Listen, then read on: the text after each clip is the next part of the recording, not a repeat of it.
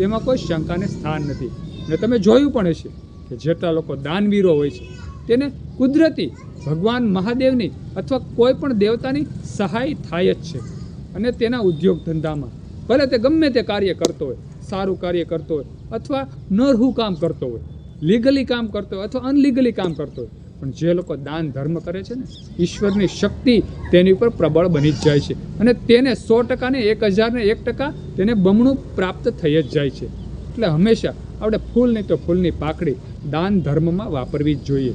તો જ ઈશ્વરની ગતિ એમ કે આપણી ઉપર પડે અને તેની ગતિ જ્યારે આપણી ઉપર પડે ને ત્યારે જ આપણું સર્કલ, આપણું જે જીવનચક્ર છે તે સરખું ચાલે છે. તેમાં કોઈ શંકાને સ્થાન નથી. સુંદર એક નાની એવી વાત હતી જે ધર્મ કર્મની હતી, જે દાન ધર્મની હતી, જે દાન દક્ષિણાની હતી. સુંદર આ વાત જો તમને ગમી હોય તો વિડીયોમાં લાઈક આપજો, કમેન્ટમાં હર હર મહાદેવ ઓમ નમઃ શિવાય લખજો અને આ વિડીયો બીજા હિન્દુ સનાતન ધર્મના લોકોને શેર કરી દેજો.